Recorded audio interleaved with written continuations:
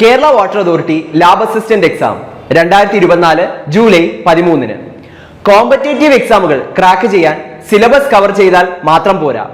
ഉയർന്ന റാങ്കിലെത്താൻ ടൈം മാനേജ്മെന്റോട് കൂടിയ മോക്ക് ടെസ്റ്റുകളും പ്രാക്ടീസ് ചെയ്യേണ്ടതുണ്ട്. ടെക് PSC അതിനായി നിങ്ങൾക്കൊരു സുവർണാവസരം ഒരുക്കുന്നു. വിജയ ചരിത്രം ആവർത്തിക്കുവാൻ ടെക് PSCയുടെ സ്മാർട്ട് മോക്ക് ടെസ്റ്റ് പ്രോഗ്രാം ഇപ്പോൾ നിങ്ങൾക്കും ആക്സസ് ചെയ്യാം.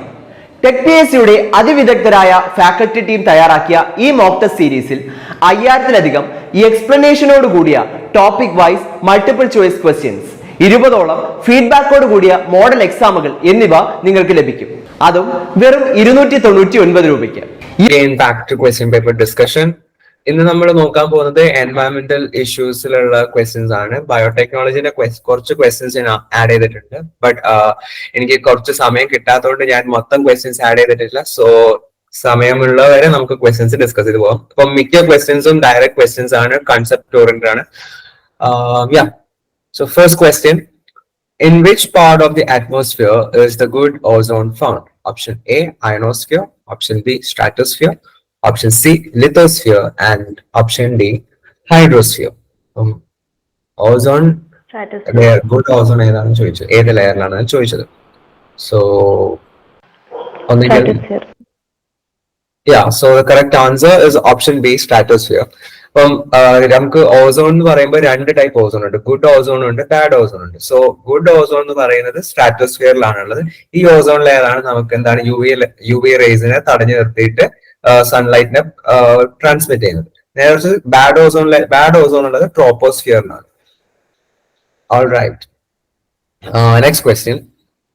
How is the thickness of the ozone in a column of air from the ground to the top of the atmosphere measured? Option A, Dobson units. Option B, Hertz. Option C, centimeter. And option D, ampere. So, ozone layer thickness.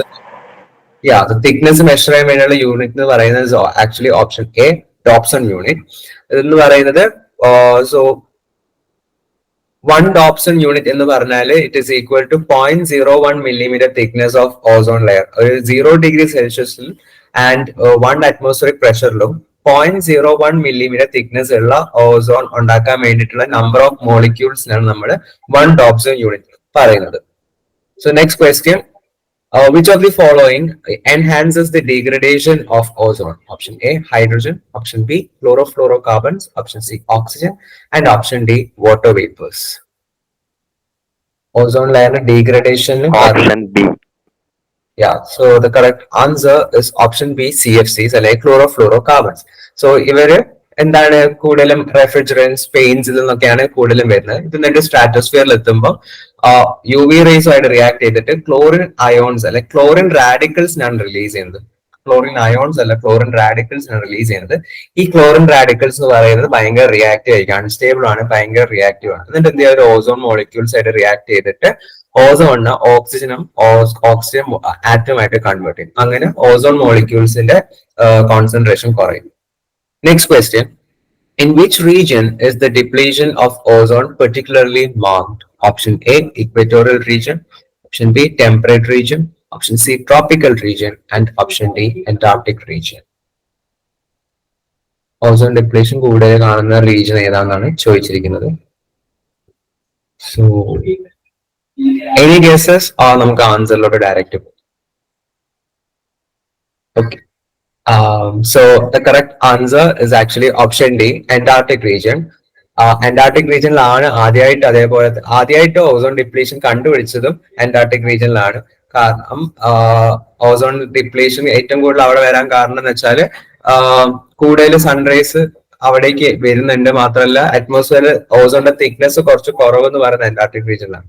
So Antarctic regionിലാണ് ആദ്യമായിട്ട് അത് ഏറ്റവും കൂടുതൽ ozone depletion കാണുന്നത്. Next question. Which of the following is an effect of the high dose of UVB? Option A, night blindness. Option B, snow blindness. Option C, fatigue. And option D, nausea.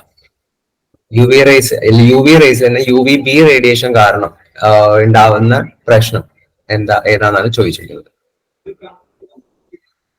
So okay, so the correct answer for this question is option B, snow blindness. U V റേസിൽ തന്നെ 3 type radiation ഉണ്ട്, U V A, U V B and U V A. അതിൽ shorter wavelength ആയിട്ടുള്ള radiation ആണ് U V B എന്ന് പറയുന്നത്. ഇതെന്ത് ചെയ്യും, നമ്മുടെ അറ്റ്മോസ്ഫിയറിലൂടെ പെനിട്രേറ്റ് ചെയ്തിട്ട് ഓസോൺ ഡിപ്ലീഷൻ ഒക്കെ കാരണം കുറെ വരും. അപ്പം അത് കാരണം നമുക്ക് സ്കിൻ ക്യാൻസേഴ്സ് ഒക്കെ വരാറുണ്ട്. അപ്പൊ യു വി ബിയിലെ ഹൈ ഡോസ് കാരണം ഉണ്ടാകുന്ന ഒരു കണ്ടീഷൻ ആണ് സ്നോ ബ്ലൈൻഡ്നസ് അല്ലെങ്കിൽ arc eye or photo keratitis. It is a temporary condition. നമ്മുടെ കോർണിയയിൽ അതിലുള്ളൊരു ഏറ്റവും മുന്നത്തെ ഒരു ട്രാൻസ്പെറന്റ് ലെയർ ആണ് കോർണിയ. സോ ഈ കോർണിയയിൽ ഇൻഫ്ലമേഷൻ വരും യു വി റേസിന്റെ എന്താണ് എക്സ്പോഷർ കാരണം. So snow blindness is actually caused by high dose of ultraviolet B. Next question. Which protocol was signed to control the emission of ozone depleting substances? Option A, France Protocol. Option B, Paris Agreement. Option C, Madrid Protocol. And option D, Montreal Protocol. Ozone depleting substances in the emission control ചെയ്യാൻ വേണ്ടിയിട്ട് sign ചെയ്ത protocol ഏതാണെന്നാണ് ചോദിച്ചിരിക്കുന്നത്. Montreal Protocol. Yeah, the correct answer is option D, Montreal Protocol. 1987 sign ചെയ്തത്. കാനഡയിലെ Montreal or more than 175 countries ഒന്നിച്ച് ചേർന്ന് sign ചെയ്തതാണ്. Then അതിലുള്ള Paris agreement France protocol and Madrid protocol അങ്ങനത്തെ ഒരു പ്രോട്ടോകോൾ ഇല്ല. ദെൻ പാരീസ് അഗ്രിമെന്റ് എന്ന് പറയുന്നത് 2015 അഡോപ്റ്റ് ചെയ്തിട്ടുള്ള ഒരു അഗ്രിമെന്റ് ആണ്. ഇത് ഗ്രീൻ ഹൗസ് ഗ്യാസ് എമിഷൻസ് കുറയ്ക്കാൻ വേണ്ടിയിട്ടാണ് ഇത് അഡോപ്റ്റ് ചെയ്ത് ക്ലൈമറ്റ് ചേഞ്ച് മിറ്റിഗേറ്റ് ചെയ്യാൻ വേണ്ടിയിട്ട്. പക്ഷെ എന്താണ് ഓസോൺ ഡിപ്ലീറ്റിംഗ് സബ്സ്റ്റൻസസിൽ ഡയറക്റ്റ് ആയിട്ട് ഫോക്കസ് ചെയ്യുന്ന ഒരു അഗ്രിമെന്റ് അല്ല പാരീസ് അഗ്രിമെന്റ്. ക്ലൈമറ്റ് ചേഞ്ചുമായിട്ട് റിലേറ്റഡ് ഉള്ളതാണ്. Next question. What is an undesirable change in physical, chemical or biological characteristics of air, land, water or soil due to the introduction of contaminants called? Option A, succession. Option B, pollution. Option C, conservation. And option D, extinction. ഇതൊരു definition ആണ്. ആ definition ഏത് ടേമായിട്ട് relate ചെയ്തതാണ് ചോദിച്ചിരിക്കുന്നത്. Option B, pollution. Correct answer is pollution. Pollutionന്റെ proper definition ആണ് air, land, water അല്ലെങ്കിൽ soil. ഇതിൽ ഏതെങ്കിലും എൻവയറൺമെന്റിലുള്ള അതിന്റെ ഫിസിക്കൽ, കെമിക്കൽ ഓർ ബയോളജിക്കൽ ക്യാരക്ടറിസ്റ്റിക്സിൽ ഉണ്ടാവുന്ന മാറ്റം അല്ലെങ്കിൽ change due to the introduction of contaminants, അതിനാണ് നമ്മൾ പൊല്യൂഷൻ എന്ന് പറയുന്നത്. So this is a standard definition of pollution. Next question, a direct question. When did the government of India pass the Environment Protection Act? Option A, 1990. Option B, 1986. Option C, 1896. Or option D, 2000. The Environment Protection Act passed ചെയ്ത വർഷമാണ് ചോദിച്ചിരിക്കുന്നത്.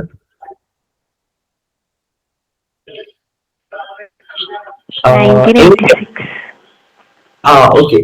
So the correct answer is option B, 1986. Environment, അതായത് air, water and soil, ഈ 3 എൻവയറൺമെന്റ്സിലുള്ള pollution control ചെയ്യാൻ വേണ്ടിയിട്ട് pass ചെയ്തൊരു act ആയിരുന്നു environment protection act of 1986. Next question. Which industries release particulate air pollutants along with harmless gases such as nitrogen, oxygen, etc.? Option A, oil industry. Option B, in vitro fertilization clinics. Option C, plant tissue culture labs. Or option D, thermal power plants and smelters. Particulate air pollutants കൂടുതലായിട്ട് release ചെയ്യുന്ന industry ഏതാണെന്നാണ് ചോദിച്ചിരിക്കുന്നത്.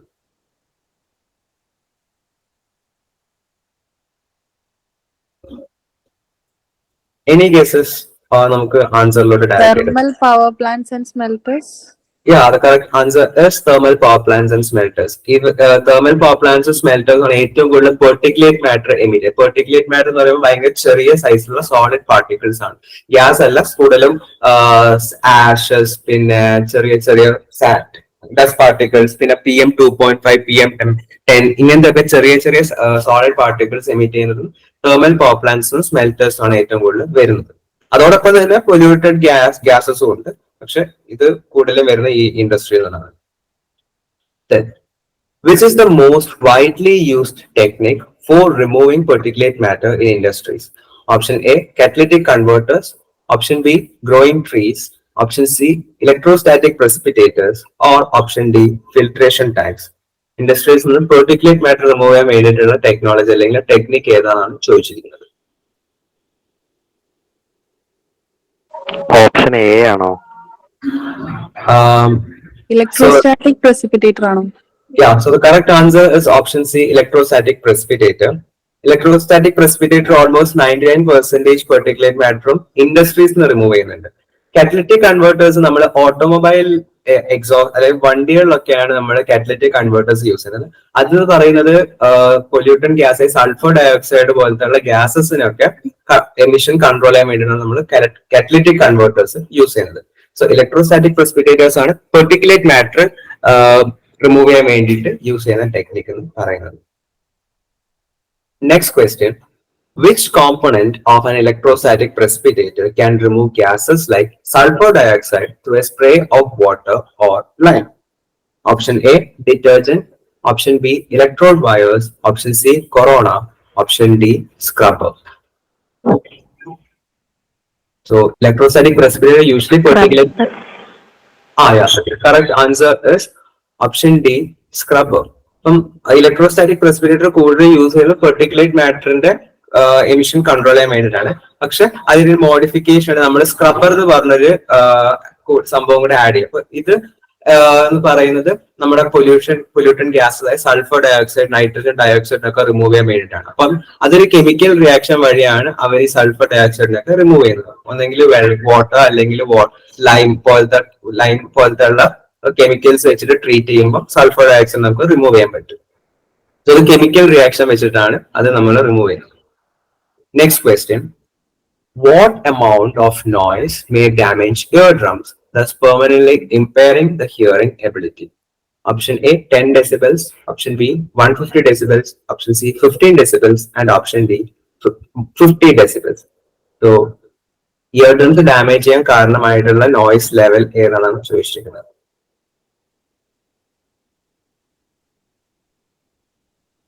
Any guesses, എന്തെങ്കിലും ഒരു idea? Just ഇതിൽ എഴുതാൻ chance ഉള്ള number ഏതായിരിക്കും?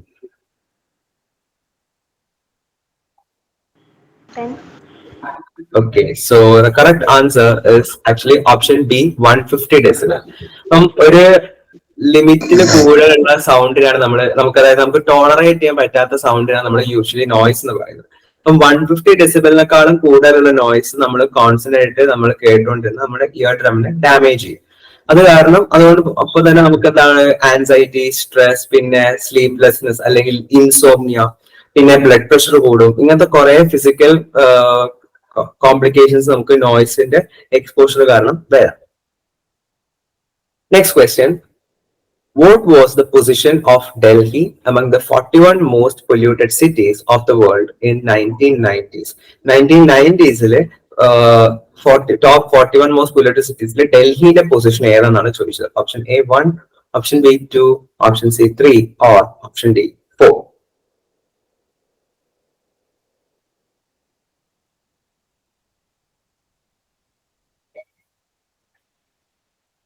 Okay, so answers അതുകൊണ്ട് so that the correct answer is actually option D 4.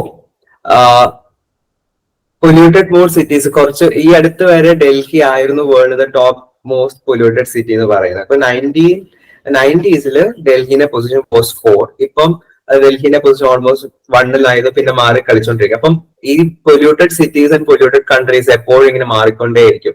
അത് ഓരോ സൈറ്റിലും ഓരോന്നായിരിക്കും. എയർ ക്വാളിറ്റി ഇൻഡെക്സിന്റെ സൈറ്റിൽ ഡിഫറെന്റ് ആയിരിക്കും, പിന്നെ വേൾഡ് ഹെൽത്ത് ഓർഗനൈസേഷന്റെ സൈറ്റിലൊക്കെ ഡിഫറെന്റ് ആയിരിക്കും.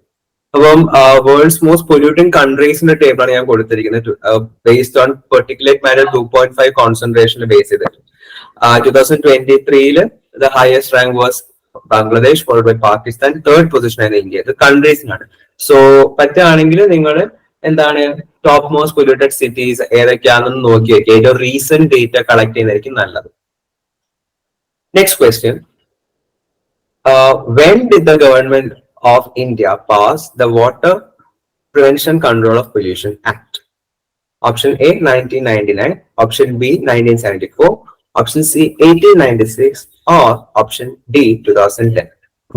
Water Prevention Control of Pollution Act pass ചെയ്തത് എപ്പോഴാണെന്നാണ് ചോദിച്ചത്.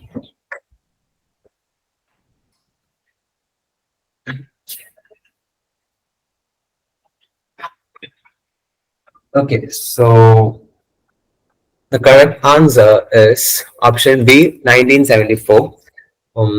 Government of Indian Water Prevention Control Pollution Act 1974 ഇതിനെ ബേസ് ചെയ്തിട്ടാണ് നമ്മൾ സെൻട്രൽ പൊല്യൂഷൻ കൺട്രോൾ ബോർഡും സ്റ്റേറ്റ് പൊല്യൂഷൻ കൺട്രോൾ ബോർഡും ഒക്കെ എസ്റ്റാബ്ലിഷ് ചെയ്തത്.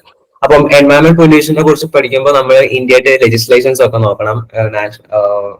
Water pollution and prevention control act, പിന്നെ നാഷണൽ ബയോഡൈവേഴ്സിറ്റി ആക്ട്, അങ്ങനത്തെ കുറച്ച് ആക്ടുകളുണ്ട്. അപ്പം അതിന്റെ വർഷവും അതിന്റെ മെയിൻ പ്രൊവിഷൻസ് ഏതൊക്കെയാണെന്നൊക്കെ നോക്കി വെക്കുന്നത് നല്ലതായിരിക്കും. Next question. How much percent of impurities are enough to make domestic sewage unfit for humans?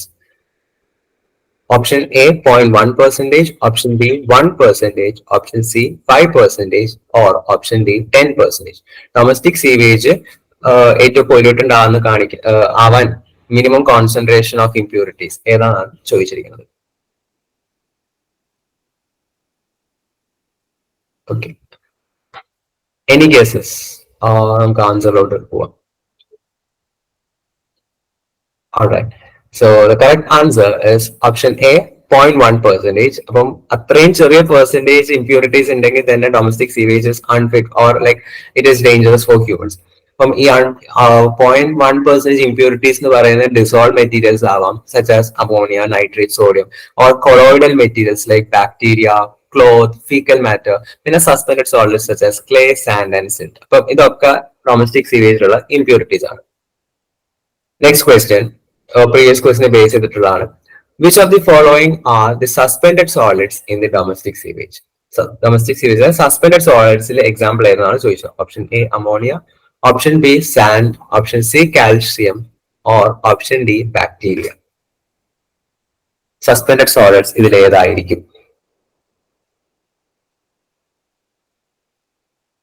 Just ഒന്ന് ഗസ് ചെയ്ത് നോക്കുക ഏതായിരിക്കും suspended solids. So Option A, sir. yeah, so, the correct answer is actually option B, sand. Solids ആണ് suspended solids like sand, clay, silt, ഇതൊക്കെ suspended solids ആണ്. അപ്പൊ ഇതിന്റെ പ്രത്യേകത വെച്ചാൽ ഇവർ കുറച്ച് സോളിഡ് പാർട്ടിക്കിൾസ് ആണ്, കുറച്ച് സൈസ് കൂടുതലായിരിക്കും. അപ്പൊ കുറച്ച് കഴിഞ്ഞാൽ അവർ സെഡിമെന്റ് ചെയ്യും. അപ്പൊ ഇതിനൊക്കെ നമുക്ക് പെട്ടെന്ന് റിമൂവ് ചെയ്യാൻ പറ്റും. നമ്മുടെ ഡൊമസ്റ്റിക് സീവേജിനെ ട്രീറ്റ് ചെയ്യുമ്പോൾ കുറച്ചും കൂടെ എളുപ്പത്തിൽ നമുക്ക് ഈ സോളിഡ് മെറ്റീരിയൽസിനൊക്കെ നമുക്ക് റിമൂവ് ചെയ്യാൻ പറ്റും. Next question. അപ്പൊ അമോണിയ എന്ന് പറയുന്നതൊക്കെ ഡിസോൾവ് ആയിട്ടുള്ള മെറ്റീരിയൽസ് ആണ്. Which of the following are colloidal materials present in domestic sewage? Option A, calcium, option B, sand, option C, ammonia, option D, fecal matter. Colloidal materials ഇത് suspended മെറ്റീരിയൽസിന് different ആണ്. കൊളോയിഡ്സും suspended മെറ്റീരിയൽസും different ആണ്. Colloidal materials ഏതാണ് ചോദിച്ചിരിക്കുന്നത്?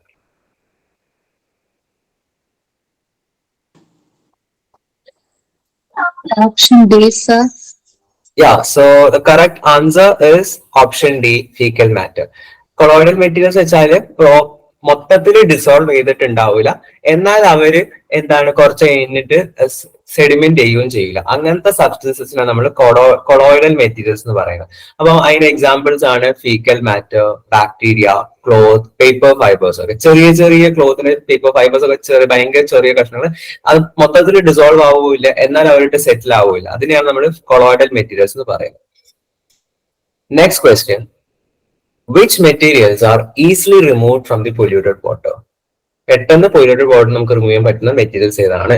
Option A liquids, option B solids, option C dissolve substances, or option D nutrients.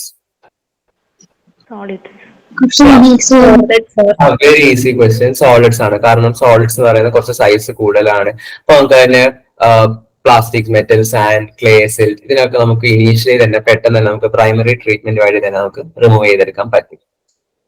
Next question. Which materials are hard to remove from the polluted water? Sand, plastic, solids, or dissolved salts? ഇതിൽ ഏതായിരിക്കും?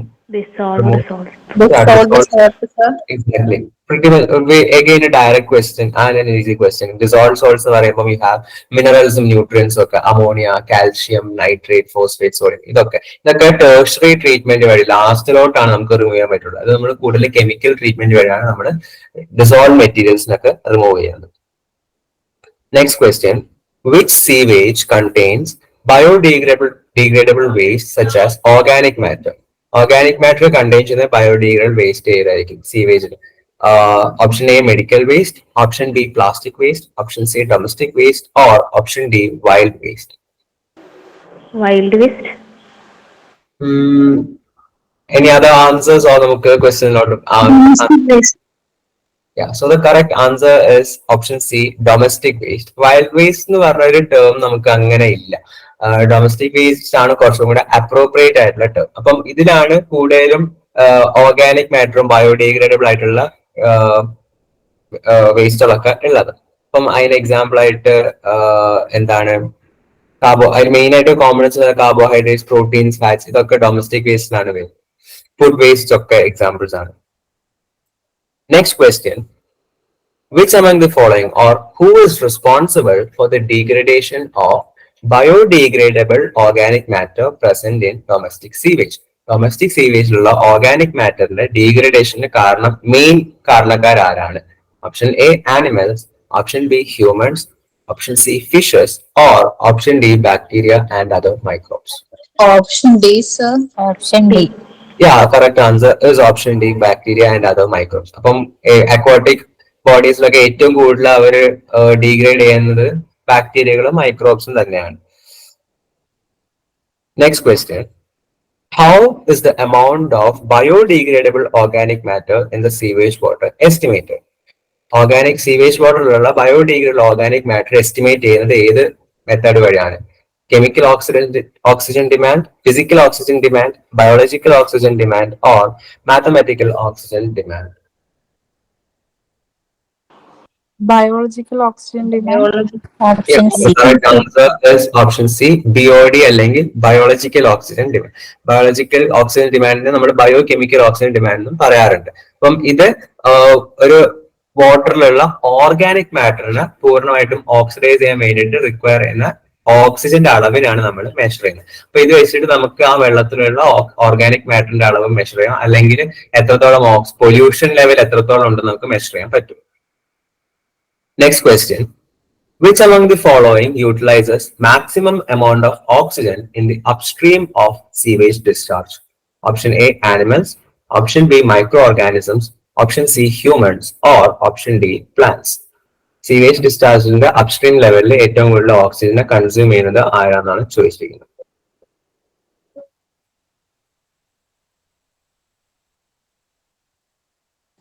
Option B, sir. So the correct answer is option B, microorganisms. Upstream of sewage discharge എന്ന് വെച്ചാൽ sewage discharge ചെയ്യുന്ന ആ ഒരു initial പോയിന്റാണ് നമ്മൾ upstream ലെവലിൽ പറയുന്നത്. അപ്പം അവിടെ ഇതിന്റെയൊക്കെ സീവേജ് മെറ്റീരിയൽസ് അളവ് കൂടുതലായിരിക്കും. അക്വാട്ടിക് ബോഡീസിലോട്ടാണ്, വാട്ടർ ബോഡീസിലോട്ടാണ് കൂടുതൽ ഡിസ്ചാർജ് ചെയ്യുന്നത്. അപ്പം അവിടെ ഉള്ള മൈക്രോ ഓർഗാനിസംസ് ആണ് കൂടുതൽ ഓക്സിജൻ കൺസ്യൂം ചെയ്യുന്നത്. കാരണം ഇതിനൊക്കെ ബ്രേക്ക് ഡൗൺ ചെയ്യണം, അല്ലെങ്കിൽ ഡീഗ്രേഡ് ചെയ്യണം. അത് കാരണം ഡീഗ്രേഡ് ചെയ്തിട്ട് പ്രശ്നം എന്താ വെച്ചാല് പിന്നെ ഓക്സിജന്റെ അളവ് കുറയും. ബാക്കി ഡൗൺ സ്ട്രീം ആയിട്ടുള്ള റീജിയൻസിലുള്ള ഓക്സിജന്റെ ഒക്കെ അളവ് കുറയും, ഇങ്ങനെ സീവേജ് തള്ളുന്നുണ്ട്. Next question. What is the excess growth of plankton in water due to the presence of nutrients called? ന്യൂട്രിയൻസിന്റെ അളവ് കൂടുന്നത് കാരണം വാട്ടർ ബോഡിയിലുള്ള പ്ലാങ്ടൻസിന്റെ എക്സസ് ഗ്രോത്തിന് നമ്മൾ എന്താണ് പറയുക? Fungal bloom, option B algal bloom, option C hypoxia, or option D eutrophication. Excess growth of plankton. Algal bloom ആണോ? Yeah, so the correct answer is option B, algal bloom. നമുക്ക് explain ചെയ്യേണ്ട ആവശ്യമില്ല, definition related ഉള്ള term ഏതെന്നാണ് ചോദിച്ചിരിക്കുന്നത്. അപ്പം algal Bloom ആണ് nutrients ഇങ്ങനെ കൂടുതൽ കാരണം പെട്ടെന്ന് പ്ലാങ്ടൻസിന്റെ ഒക്കെ വളർച്ച കൂടും. ഇത് കാരണം കുറെ പ്രശ്നങ്ങൾ ഉണ്ടാവാറുണ്ട്. അത് ഫ്രഷ് വാട്ടറിലും വരാം, മെറൈൻ വാട്ടറിലും സംഭവിക്കുന്ന ഒരു ഫിനോമിനൻ ആണ്. Next question.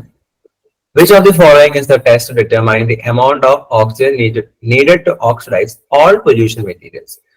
Biological oxygen demand, chemical oxygen demand, botanical oxygen demand, or physical oxygen demand? The amount of oxygen needed to oxidize all pollution materials. Option A. Biological oxygen demand. So the correct answer is actually option B, chemical oxygen demand. ഇവിടെ ചോദിച്ചത് എല്ലാ polluted മെറ്റീരിയൽസിനാണ്. അപ്പം polluted materials എന്ന് പറയുമ്പോൾ നമുക്ക് അതിൽ organic പൊല്യൂട്ടൻസും ഉണ്ട്, inorganic പൊല്യൂട്ടൻസും ഉണ്ട്. അപ്പം ഓർഗാനിക് ആൻഡ് ഇനോർഗാനിക് പൊല്യൂട്ടൻസിനെ ബ്രേക്ക് ഡൗൺ ചെയ്യാൻ വേണ്ടിയിട്ടുള്ള ഓക്സിജന്റെ അളവ് മെഷർ ചെയ്യുന്ന ആ ഒരു മെഷർമെന്റിനാണ് നമ്മൾ കെമിക്കൽ ഓക്സിജൻ ഡിമാൻഡ് എന്ന് പറയുന്നത്. ബയോളജിക്കൽ ഓക്സിജൻ ഡിമാൻഡ് എന്ന് പറയുമ്പോൾ നമ്മളവിടെ ഓർഗാനിക് മെറ്റീരിയൽസിനെ മാത്രമേ ഫോക്കസ് ചെയ്യുന്നുള്ളൂ. അപ്പൊ അത് ഡിഫറൻസ് ആണ്. So biological oxygen demand related to organic matter. Chemical oxygen demand എന്ന് പറയുമ്പോൾ ഓർഗാനിക് ആൻഡ് ഇനോർഗാനിക് മാറ്റേഴ്സിന്റെ ബ്രേക്ക് ഡൗണിന് ആവശ്യമുള്ള ഓക്സിജന്റെ അളവാണ് നമ്മൾ മെഷർ ചെയ്യുന്നത്. അതുകൊണ്ട് തന്നെ കെമിക്കൽ ഓക്സിജൻ ഡിമാൻഡിന്റെ അളവ് ബിഒഡിനേക്കാളും കൂടുതലായിരിക്കും. അതും ഒന്ന് ഓർത്ത് വെക്കുക. അപ്പം മെയിൻ രണ്ട് ഡിഫറൻസസ് ആണ് BOD and COD. Next question, what happens when phosphorus, nitrates and detergents in water lead to an acceleration in the growth of algae? Option A, extinction. Option B, eutrophication. Option C, increase in the number of fishes. Or option D, increase in the number of aquatic plants. ഒരു വെള്ളത്തില് nutrients such as phosphorus, nitrates, detergents ഇതിന്റെയൊക്കെ അളവ് കൂടുന്നത് കാരണം സംഭവിക്കുന്ന phenomenon എന്താണ്, അല്ലെങ്കിൽ ആൽഗയുടെ ഗ്രോത്തിനെ കൂട്ടാൻ വേണ്ടി ഹെൽപ്പ് ചെയ്യുന്ന ഫിനോമിനൻ ഏതാണെന്നാണ് ചോദിച്ചിരിക്കുന്നത്. Any idea? ഒന്ന് ഗസ് ചെയ്ത് നോക്കൂ. അതൊക്കെ ആ ഒരു ഫിനോമിനൻ ആണ് നമ്മൾ ചോദിച്ചത്. Correct answer is option B, eutrophication. അതായത് ഒരു വാട്ടർ ബോഡിയിലെ എക്സസ് ന്യൂട്രിയൻസ് കാരണം ആ വാട്ടർ ബോഡിയിൽ ആൽഗേന്റെ വളർച്ച ഇൻക്രീസ് ചെയ്യുന്ന ഫിനോമിന നമ്മൾ യൂട്രോഫിക്കേഷൻ എന്ന് പറയുന്നത്. ഇതിന് നമ്മൾ നാച്ചുറൽ ഏജിങ് ഓഫ് ദ ലേക്ക് എന്നും പറയാറുണ്ട്. Next question, what happens when water is deoxygenated due to algal growth? Algal growth കാരണം അല്ലെങ്കിൽ യൂട്രോഫിക്കേഷൻ വഴി ഉണ്ടായ ആൽഗൽ ഗ്രോത്ത് കാരണം വെള്ളത്തിലുള്ള ഓക്സിജന്റെ അളവ് കുറയുക. ഡിഓക്സിജനേഷൻ കാരണം സംഭവിക്കുന്നത് എന്താണ്? Increase in the number of fishes, increase in the number of aquatic plants, eutrophication or death of aquatic animals? Option D, death of aquatic. Direct question ആണ്. നമ്മൾ ആ ഡിഓക്സിജനേറ്റ് ആ ടേംസിന്റെ അർത്ഥമൊക്കെ മനസ്സിലാക്കി നമുക്ക് ആൻസർ ചെയ്യാൻ പറ്റുന്നതേ ഉള്ളൂ. അതായത് കുറെ ന്യൂട്രിയൻസ് ഉണ്ടാവുമ്പോൾ ആൽഗൽ യൂട്രോഫിക്കേഷൻ വരും, അങ്ങനെ ആൽഗൽ ബ്ലൂമിലോട്ട് പോകും. ആൽഗൽ ബ്ലൂമിലോട്ട് വരുമ്പോൾ കുറെ ആൽഗസ് വളർത്തുന്ന കാരണം അവരൊക്കെ ആ വെള്ളത്തിലുള്ള ഓക്സിജനെ മൊത്തം അവർ യൂസ് ചെയ്യാൻ തുടങ്ങും. അവർക്ക് വളരണമല്ലോ. അപ്പൊ അത് കാരണം വെള്ളത്തിലുള്ള ഓക്സിജന്റെ അളവ് കുറയും. സോ ബാക്കിയുള്ള ജീവജാലങ്ങൾക്കൊന്നും പ്രോപ്പറായിട്ട് ജീവിക്കാൻ പറ്റില്ല. So death of aquatic life is the correct answer. Next question, when do the planktonic algae utilize oxygen? Planktonic algae എപ്പോഴാണ് ഓക്സിജനെ യൂട്ടിലൈസ് ചെയ്യുന്നത്? Option A, day time. Option B, afternoon. Option C, evening. Or option D, night time. Oxygen okay, ഓക്സിജനെ എപ്പോഴാണ് planktonic algae utilise ചെയ്യുന്നതാണ് ചോദിച്ചിരിക്കുന്നത്. So the correct answer is actually option D, night. അതായത് planktonic algae എന്നൊക്കെ പറയുന്നത് basically ചെടികൾ തന്നെയാണ്. അപ്പൊ ചെടികൾ രാവിലെയാണ് കാർബൺ ഡയോക്സൈഡ് വലിച്ചെടുത്ത് ഓക്സിജനെ പുറത്തു വിടുന്നത്, ഫോട്ടോസിന്തസിസ് എന്ന് പറയുന്നത്. രാത്രിയാണ് അവർ റെസ്പിറേഷൻ നടത്തുന്നത്. രാത്രി സമയത്താണ് അവർ ഓക്സിജനെ വലിക്കെടുക്കുക, യൂസ് ചെയ്യുന്നത്. അതിനാണ് യൂട്ടിലൈസേഷൻ എന്ന് പറയുന്നത്. അപ്പം ഓക്സിജനെ യൂസ് ചെയ്യുന്നു, എന്നിട്ട് രാത്രി കാർബൺ ഡയോക്സൈഡിനെ പുറത്തോട്ട് വിടുന്നു. അപ്പൊ പ്ലാങ്ക്ടോണിക് ആൽഗയും ചെടികളൊക്കെ ഓക്സിജനെ യൂട്ടിലൈസ് ചെയ്യുന്നത് നൈറ്റ് ടൈമിലാണ്. And this is known as respiration. Next question, what phenomenon occurs due to the accumulation of certain pollutants that increase in concentration along the food chain? ഒരു ഫുഡ് ചെയിനിൽ ഉള്ള ഓർഗാനിസംസിൽ അവരുടെ ശരീരത്തിലുള്ള പൊല്യൂട്ടൻസ് അക്യുമുലേറ്റ് ചെയ്ത് അതിന്റെ concentration കൂടുന്നതിന് എന്താണ് നമ്മൾ വിളിക്കുക? Eutrophication, pollution, bio accumulation or bio magnification? ആ ഒരു ഫിനോമിനന്റെ ടേം ഏതാണെന്നാണ് ചോദിച്ചിരിക്കുന്നത്. Bio magnification.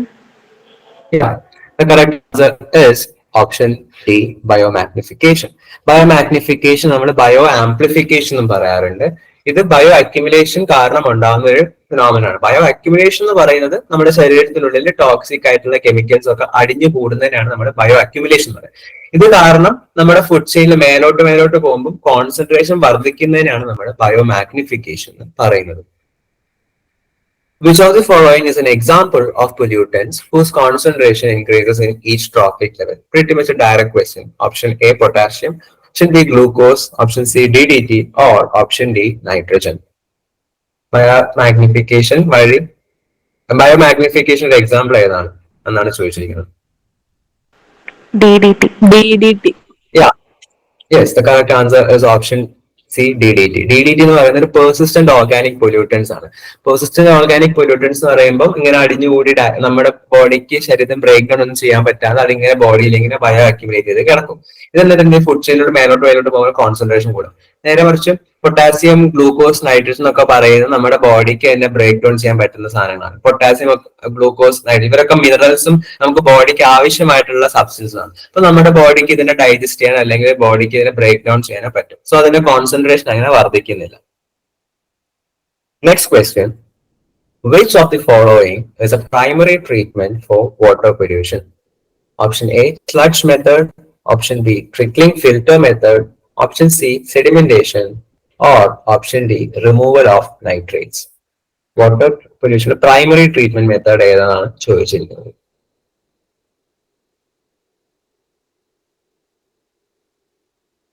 Any guesses? ഏതായിരിക്കും പ്രൈമറി ട്രീറ്റ്മെന്റ് തുടക്കത്തിൽ ഏതായിരിക്കും റിമൂവ് ചെയ്യുക വാട്ടർ പൊല്യൂഷനിൽ നിന്ന്? Sir, option D. So correct answer, primary treatment of water pollution, the correct answer is actually option C, sedimentation. Nitrates എന്ന് പറയുന്നത് ഓപ്ഷൻ ഏറ്റവും ലാസ്റ്റ് നമ്മൾ ട്രീറ്റ് ചെയ്യുന്നത്. കാരണം പ്രൈമറി ട്രീറ്റ്മെന്റ് എന്ന് പറയുമ്പോൾ നമ്മൾ ആദ്യം സെപ്പറേറ്റ് ചെയ്യുന്നത് പെട്ടെന്ന് നമുക്ക് സെപ്പറേറ്റ് ചെയ്യാൻ പറ്റുന്ന ഏതാണ്? അപ്പം വാട്ടറിൽ ഏറ്റവും പെട്ടെന്ന് സെപ്പറേറ്റ് ചെയ്യുന്നത് സോളിഡ് മാറ്റേഴ്സ് ആണ്.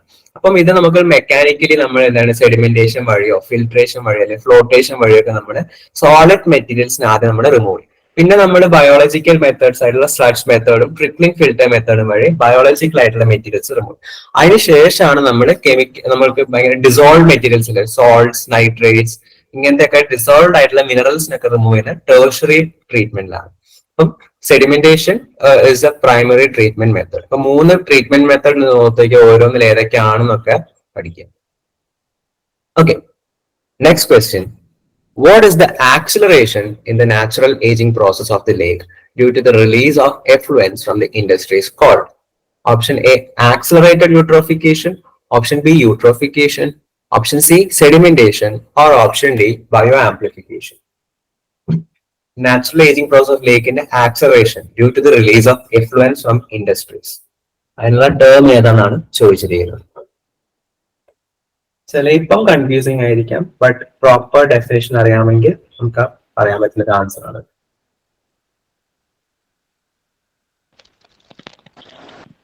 Option A. Okay. Yeah, so the correct answer is option A, accelerated eutrophication. Eutrophication എന്ന് പറയുന്നത് നാച്ചുറൽ ഏജിങ് പ്രോസസ് ഓഫ് ലേക്ക് ആണ്. പക്ഷെ അതിന് നമ്മൾ ഹ്യൂമൻസിന്റെ ഇന്റർവെൻഷൻ കാരണം ഇൻഡസ്ട്രിയൽ എഫ്ലുവൻസ് ഒക്കെ വഴി അങ്ങോട്ട് ഇതിനെ കൂടുന്നതിനാണ് നമ്മൾ ആക്സിലറേറ്റഡ് യൂട്രോഫിക്കേഷൻ എന്ന് പറയുന്നത്. ഇനി നമ്മൾ കൾച്ചറൽ യൂട്രോഫിക്കേഷൻ എന്നും വിളിക്കാറുണ്ട്. അപ്പൊ ഇതിന് കാരണം ഫെർട്ടിലൈസേഴ്സ്, ഡിറ്റർജൻസ്, പിന്നെ ഇൻഡസ്ട്രിയൽ എഫ്ലുവൻസ്, ഇതിലൊക്കെ ഉള്ള ന്യൂട്രിയൻസ് ഒക്കെയാണ് മെയിൻ ആയിട്ടുള്ള reason. Alright, moving on to the next question. What is every material that goes to trash known as? Trash എന്ന് പറയുന്ന വേസ്റ്റിലോട്ട് പോകുന്ന എല്ലാ മെറ്റീരിയലും നമ്മൾ എന്താണെന്നാണ് പറയുന്നത്. അല്ലെങ്കിൽ ട്രാഷിലുള്ള മെയിൻ വേസ്റ്റ് ഏതായിരിക്കും? Option A, liquid waste. Option B, solid waste. Option C, wastewater. Or option D, kitchen waste. Main trash എന്ന് പറഞ്ഞതിലുള്ള കാറ്റഗറിയിലുള്ള വേസ്റ്റിലുള്ള മെയിൻ കോൺസ്റ്റിറ്റ്യൂവന്റ് എന്തായിരിക്കും? മെയിൻ ആയിട്ട് ട്രാഷിലുള്ള എന്തായിരിക്കും എന്നാണ് ചോദിച്ചിരിക്കുന്നത്. Solid waste ആണോ? Yeah, so the correct answer is option B, solid waste. Trash എന്ന് പറയുമ്പോൾ solid waste ആണുള്ളത്. അപ്പൊ ഇതിൽ മെയിൻ ആയിട്ട് വരുന്നത് food scraps and leftovers, paper products, plastics, then yard waste, നമ്മുടെ ബാക്ക് യാർഡിലുള്ള വേസ്റ്റുകളൊക്കെ, then metals, glass bottles, textiles, construction and demolition debris, അതേപോലെ തന്നെ സാൻഡ് ആൻഡ് ഡസ്റ്റ് പാർട്ടിക്കിൾസ്, ഇതൊക്കെ നമ്മൾ ട്രാഷ് എന്നാണ് പറഞ്ഞത് കാറ്റഗറൈസ് ചെയ്യുന്നത്. Next question, what are the wastes from homes, hospitals, offices, schools, stores, etc. that are collected and disposed of by the municipality known as? Option A, municipality solid waste. Option B, liquid waste. Option C, kitchen waste. Or option D, solid waste. Option A. Municipality solid waste. Yes, option A ആണ് correct answer, municipal solid waste. So ഇതിന്റെ different types of solid waste ആണ് വരുന്നത്. Food waste, glass, metals, leather, paper, plastics, etc. ഇതൊക്കെ municipal solid waste ആണ്. Municipal solid waste treat ചെയ്യാൻ വേണ്ടിയിട്ട് കുറെ methods ഉണ്ട്. ഇൻസിനറേഷൻ, സാനിറ്ററി ലാൻഡ് ഫിൽ, ഓപ്പൺ ഡംപിങ്, ഇതൊക്കെ. നമ്മൾ സോളിഡ് വേസ്റ്റ് അല്ലെങ്കിൽ മുനിസിപ്പൽ സോളിഡ് വേസ്റ്റിനെ മൂന്നായിട്ട് കാറ്റഗറൈസ് ചെയ്യുമ്പോൾ നമുക്ക് അത് ഏതാണ് മെയിൻ 3 types ഓഫ് കാറ്റഗറി എന്നാണ് ചോദിച്ചിരിക്കുന്നത്. In which 3 types can be the waste categorized? Non biodegradable, half recyclable, half degradable. Option B, degradable, half degradable, fully degradable. Option C, recyclable, half recyclable and fully recyclable. Option D, biodegradable, recyclable and non biodegradable. ഇതിൽ ഏതാണ് proper classification of waste? മൂന്ന് main 3 types of waste ഏതാണെന്ന് ചോദിച്ചിട്ടുണ്ട്. Option D. Option D, sir. The correct answer is option D, biodegradable, recyclable and non biodegradable. ഇതിന്റെ differences എന്താണെന്ന് നമുക്ക് അറിയാമെന്ന് വിചാരിക്കുന്നു. Next question. Which of the following waste contributes heavily to environmental pollution? Environmental pollution ഏറ്റവും main contribution ഏതാണ്? ഏത് waste ആണ്? Option A, biodegradable waste. Option B, plastic waste. Option C, liquid waste. Or option D, recyclable waste. Option B, sir. Option B. Correct answer is option B, plastic waste. കാരണം plastic waste degrade ചെയ്യാണ്ട് കുറെ 1000 കൊല്ലങ്ങളോളം വർഷം ഇങ്ങനെ degrade ചെയ്യാണ്ട് അവിടെ തന്നെ കിടക്കും. പിന്നെ പ്ലാസ്റ്റിക് ഡീഗ്രേഡ് ചെയ്താൽ തന്നെ മൈക്രോ പ്ലാസ്റ്റിക്സ് ആയിട്ട് അക്യുമുലേറ്റ് ചെയ്ത് കിടക്കുകയുള്ളൂ. അതുകൊണ്ടാണ് major contributor to environmental pollution എന്ന് പറയുന്നത്. Next, again a direct question ആണ്. What does mining waste consist of? Option A, mobiles. Option B, scrap. Option C, sludge. Option D, mine dust and rock tiles. Mining വേസ്റ്റിന്റെ main constant, mining waste എന്ന് പറയുന്നത് ഏതായിരിക്കും main ആയിട്ട്?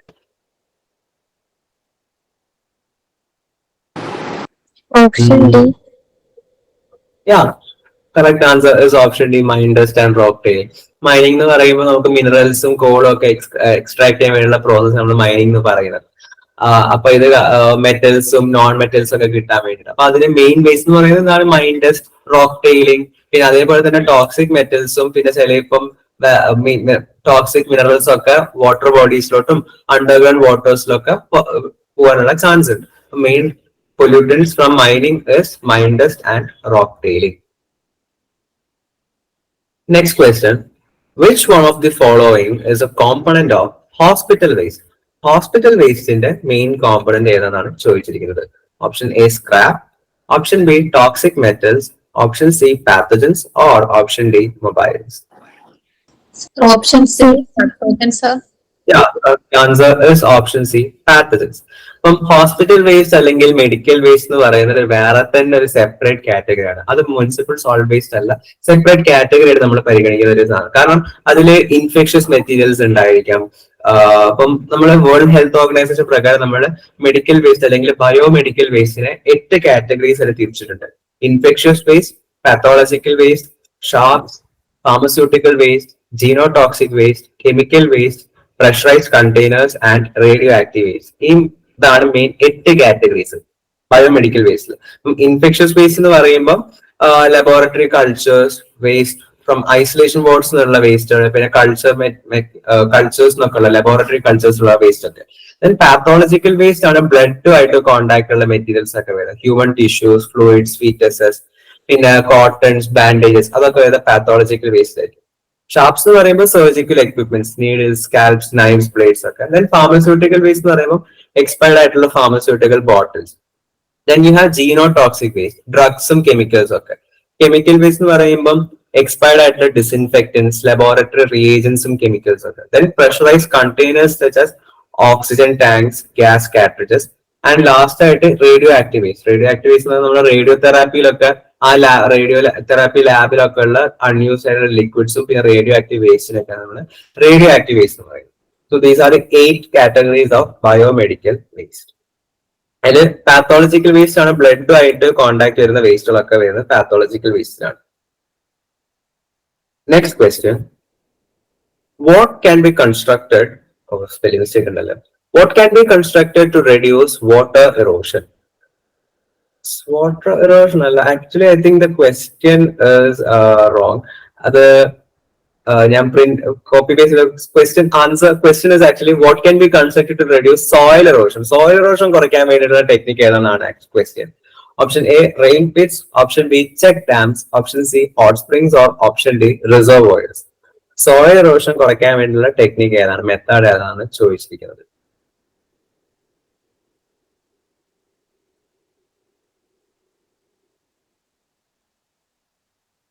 Okay, any idea മണ്ണൊലിച്ചിൽ കുറയ്ക്കാൻ വേണ്ടിയിട്ടുള്ളത് ഇതിൽ ഏതായിരിക്കും technique അല്ലെ method? Option Okay. D. So the correct answer, reservoirs soil erosion കുറയ്ക്കുന്നില്ല. The correct answer is actually option B, check dams. നമ്മുടെ കോമൺ ആയിട്ട് പ്രാക്ടീസ് ചെയ്യുന്ന മെത്തേഡാണ്. ചെറിയ ചെറിയ ചെറിയ കൺസ്ട്രക്റ്റഡ് ഏരിയാസ് ആണ്. ഒരു ചെക്ക് ഡാം പോലത്തുള്ള ചെക്ക് ഡാംസ്, അതായത് ടെമ്പററി ആയിട്ടുള്ള ഡാംസ് ആണ്. മഴയൊക്കെ ഉള്ള സമയത്ത് അതായത് ഒഴിച്ചു വരുന്ന മണ്ണിനെയും വെള്ളത്തിനെയും തടഞ്ഞു നിർത്താൻ വേണ്ടിയിട്ട് കൺസ്ട്രക്ട് ചെയ്യുന്ന സ്ട്രക്ചേഴ്സ് നമ്മൾ ചെക്ക് ഡാംസ് എന്ന് പറയും. അപ്പൊ അത് കാരണം ഒരു ഹൈറ്റിന് താഴോട്ട് വരുന്ന വെള്ളത്തിനെയും മണ്ണിനെയൊക്കെ അവരിങ്ങനെ തടഞ്ഞു നിർത്തും. അപ്പൊ അത് കാരണം വെള്ളമൊക്കെ മണ്ണിലോട്ട് അടിഞ്ഞു പോകും. ഓൾസോ മണ്ണൊലിച്ച് നമുക്ക് തടയാൻ പറ്റും. സോ അത് സോയിൽ എറോഷൻ കുറയ്ക്കാനുള്ള ടെക്നിക്കാണ്. റിസർവേഴ്സ് എന്നൊക്കെ പറയുന്നത് ആക്ച്വലി വാട്ടർ സ്റ്റോറേജിന് വേണ്ടിയിട്ടാണ്, ഡാംസ്. ഹോട്ട് സ്പ്രിങ്സ് നാച്ചുറൽ ആയിട്ടുള്ളതാണ്. Rain pits mainly rain water ഹാർവെസ്റ്റിങ്ങിനുള്ള ടെക്നിക്കാണ്. അതായത് നമ്മുടെ അണ്ടർഗ്രൗണ്ട് അണ്ടർഗ്രൗണ്ട് വാട്ടർ റീചാർജ് ചെയ്യാൻ വേണ്ടിയിട്ട് ഉള്ള ഒരു ടെക്നിക്കാണ് റെയിൻ പിറ്റ്സ് എന്ന് പറയുന്നത്. The correct answer is check dams. അപ്പൊ ഈ ടേംസ് ഏതൊക്കെയാന്ന് ഓർത്ത് വെക്കുക, ഇതിന്റെ അർത്ഥങ്ങളൊക്കെ. Next question. What does the fertilizers and farm animal waste primarily cause? ഫെർട്ടിലൈസേഴ്സും പിന്നെ ഫാം ആനിമൽ വേസ്റ്റും ഏറ്റവും കൂടുതൽ ഉണ്ടാക്കുന്ന പ്രശ്നം ഏതാണ്? Option A air pollution, option B industrial pollution, option C sewage pollution or option D agricultural water pollution. ഫെർട്ടിലൈസേഴ്സും farm animal വേസ്റ്റും കാരണം ഉണ്ടാകുന്ന main type of pollution. Agricultural water pollution. Yeah, the correct answer is option D, agricultural water pollution. അഗ്രികൾച്ചറിൽ നമ്മൾ ഏറ്റവും കൂടുതൽ use ചെയ്യുന്നതാണ് fertilisers. അപ്പൊ fertilisers extra നമ്മളെ വല്ലാണ്ട് എക്സ്ട്രാ ആയിട്ട് ഫെർട്ടിലൈസേഴ്സ് നോർത്ത് ഇന്ത്യയിലൊക്കെ യൂസ് ചെയ്യാറുണ്ട്. അപ്പൊ അത് കാരണം മണ്ണില് ഫെർട്ടിലൈസർ അളവ് കൂടും. പിന്നെ ഫെർട്ടിലൈസറിന്റെ വേസ്റ്റുകളൊക്കെ പ്രോപ്പർ ആയിട്ട് ഡംപ് ചെയ്യൂല. അപ്പൊ അത് കാരണം ഇതൊക്കെ വെള്ളത്തിലോട്ടാണ് ഒഴിച്ചു പോകുന്നത്. എന്നിട്ട് റിവേഴ്സ്, ലേക്സ് ഒക്കെ പൊല്യൂട്ട് ആവാനുള്ള മെയിൻ കാരണമാണ് ഫെർട്ടിലൈസേഴ്സും ഫാം ആനിമൽ വേസ്റ്റും. Next question. Which of the following is a cyclic and zero waste procedure? Radioactive waste management, oil spill cleaning, integrated organic farming, or reduction in thermal heat? Cyclic and zero waste procedure ഏതാണ് ഇത്? Waste ഒന്നും ഉണ്ടാക്കാത്ത ഒരു procedure ഏതായിരിക്കും? Radioactive waste management, oil spill cleaning. Integrated organic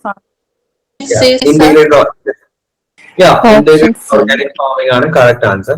അതായത് ഒരു 2-3 farming പ്രോസസ്സിനെ ഒന്നിച്ച് നമ്മൾ tie ചെയ്തിട്ട് ഒരു പ്രോസസ്സിലുണ്ടായ വേസ്റ്റ് നമ്മൾ വേറൊരു സംഭവത്തിലുള്ള ന്യൂട്രിയൻസ് ആയിട്ട് നമ്മൾ യൂസ് ചെയ്യും. അത് കാരണം വേസ്റ്റുകളൊന്നും ഉണ്ടാവുന്നില്ല. നമ്മൾ ഇങ്ങനെ അത് യൂസ് ചെയ്തുകൊണ്ട് റീയൂസ് ചെയ്തുകൊണ്ടേ ഇരിക്കും. So that is integrated organic farming. Next question. Initially, which energy was approved as a non-polluting way for generating electricity? Electricity ഉണ്ടാക്കാൻ ആദ്യം നമ്മൾ അതിനെ നോൺ പൊല്യൂട്ടിംഗ് ആയിട്ട് പരിഗണിച്ചൊരു എനർജി ഏതായിരുന്നു? Water energy, nuclear energy, solar energy or soil energy? Actually അത് polluting ആണ്, പക്ഷെ non polluting ആണെന്ന് വിചാരിച്ചുകൊണ്ടിരുന്ന ഒരു എനർജി സോഴ്സ് ഏതായിരുന്നു ഇലക്ട്രിസിറ്റി ഉണ്ടാക്കാൻ? ഏതായിരിക്കും ഇത് പൊല്യൂട്ടിംഗ്, നോൺ ആക്ച്വലി പൊല്യൂട്ടിംഗ് ആയിട്ട് ഏതായിരിക്കും? ന്യൂക്ലിയർ എനർജിയാണ്. Option B, nuclear energy. അപ്പം ന്യൂക്ലിയർ എനർജി ബാക്കിയുള്ളതൊക്കെ നമ്മൾ നോൺ പൊല്യൂട്ടിംഗ് അല്ല. നമുക്ക് hydro power energy, solar energy, soil energy എന്ന് പറഞ്ഞ എനർജി ഇല്ല ആക്ച്വലി ഇലക്ട്രിസിറ്റി ഉണ്ടാക്കിയാൽ. ഇപ്പം വാട്ടർ എനർജിയും സോളാർ എനർജിയും ഫോക്കസ് ചെയ്താൽ അതിന് നമ്മൾ റിന്യൂവബിൾ എനർജീസ് എന്നാണ് പറയാം. കാരണം ഇതിൽ നിന്ന് നമുക്ക് പൊല്യൂഷൻ ആയിട്ട് ഒന്നുമില്ല, ഒരു പ്രശ്നങ്ങളും വരുന്നില്ല. നമുക്ക് നാച്ചുറൽ ആയിട്ട് കിട്ടുന്ന എനർജി സോഴ്സ് ആണ്. നേരെ മറിച്ച് ന്യൂക്ലിയർ എനർജി എന്ന് പറയുമ്പോൾ നമ്മൾ റേഡിയോ ആക്ടിവിറ്റി വെച്ചിട്ടാണ് നമ്മൾ ഇതിന് എനർജി ഉണ്ടാക്കുക. അതായത് ഒരു റേഡിയോ ആക്റ്റീവ് ആയിട്ടുള്ള ഒരു ആറ്റം ഉണ്ടായിരിക്കും. അത് നമ്മൾ രണ്ട് റേഡിയോ ആക്റ്റീവ് ആയിട്ടുള്ള ആറ്റം തമ്മിൽ കൂട്ടിമുട്ടുമ്പോൾ അത് സ്പ്ലിറ്റ് ചെയ്യും, അങ്ങനെ കുറച്ച് എനർജി കിട്ടും. അപ്പം അതിനെ നമ്മൾ ന്യൂക്ലിയർ എനർജി എന്ന് പറയുന്നത്. ഇതിന്റെ പ്രശ്നം എന്ന് വെച്ചാൽ നമുക്ക് റേഡിയേഷൻ വരാൻ ചാൻസ് ഉണ്ട്. ഹൈ റേഡിയേഷൻ ഈ ന്യൂക്ലിയർ എനർജിന് വരും. സോ റേഡിയേഷൻ ഇസ് എന്താണ് ഡേഞ്ചറസ് ഫോർ എവറിഥിങ്. മാത്രമല്ല ഈ റേഡിയോ ആക്റ്റീവ് വേസ്റ്റുകളൊക്കെ ന്യൂക്ലിയർ എനർജി കാരണം ഉണ്ടാകുന്ന വേസ്റ്റ് ആണ് നമ്മുടെ റേഡിയോ ആക്റ്റീവ് വേസ്റ്റ് എന്ന് പറയുന്നത്. അപ്പൊ അതിന് ലീക്കേജ് ഒക്കെ കാരണം വലിയ വലിയ ഡിസാസ്റ്റേഴ്സ് ഒക്കെ ഉണ്ടാകും. നമ്മുടെ ചെർണോബിൽ ഇൻസിഡന്റും പിന്നെ 3 മൈൽ ഐലൻഡ് എന്നൊക്കെ പറയുന്നത് ന്യൂക്ലിയർ ഡിസാസ്റ്റേഴ്സ് ആണ്. അപ്പൊ അതിന്റെ ഒക്കെ പ്രശ്നങ്ങൾ ഇപ്പോഴും ആൾക്കാർ അനുഭവിച്ചുകൊണ്ടിരിക്കുന്നത്. So this is actually a polluting form of energy. Nuclear energy നമ്മൾ non renewable form of energy ആയിട്ടാണ് പരിഗണിക്കുന്നത്. Next question, which of the following causes mutations at a very high rate? Mutation ഉണ്ടാക്കുന്ന മെയിൻ റീസൺ ഏതാണ് ഇതിൽ? particulate matter, CFCs, heavy metals, radiation.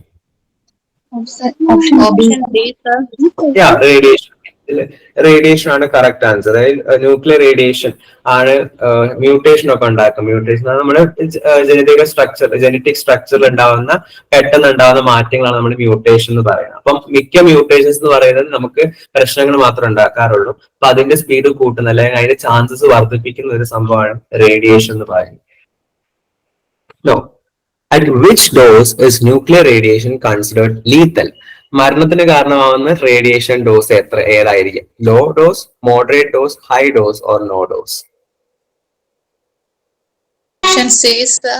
Option C high dose ആണ്. Nuclear like lethal dose എന്ന് പറയുന്നത് it is actually high dose of nuclear radiation. Next question, at which dose does nuclear radiation create various disorders? നമ്മുടെ ബോഡിയിൽ disorders ഉണ്ടാക്കാൻ കാരണമായിട്ട് minimum dose ഏതായിരിക്കും? Extreme high dose, low dose, high dose or no dose? High dose, sir. Correct answer is option B, low dose. കാരണം high doses കാരണം തന്നെ നമുക്ക് ലീത്തലാണ്, മരണത്തിന് കാരണമാണെങ്കിൽ അതിനേക്കാളും ഒരു ചെറിയ ഡോസ് ആയിരിക്കും നമ്മുടെ ബോഡിയിൽ ഡിസോർഡേഴ്സ് ഒക്കെ ഉണ്ടാക്കാൻ കാരണം. ഡിസോർഡേഴ്സ് എന്ന് പറയുന്നത് ക്യാൻസർ, പിന്നെ വേറെ എന്തെങ്കിലും നമ്മുടെ ബോഡിയിലുള്ള എന്തെങ്കിലും പ്രോസസ് ഒക്കെ തടഞ്ഞു പോവുക, അങ്ങനത്തെ ഒക്കെ പ്രശ്നങ്ങളാണ് ഡിസോർഡേഴ്സ്. അപ്പം disorders low dose nuclear radiation മതി. ഹൈ ഡോസ് ആണെങ്കിൽ ലീത്തൽ. പിന്നെ എക്സ്ട്രീം ഡോസിന് പറയേണ്ട ആവശ്യമില്ല, എക്സ്ട്രീം ഡോസിന്റെ ആവശ്യം വരുന്നില്ല അവിടെ.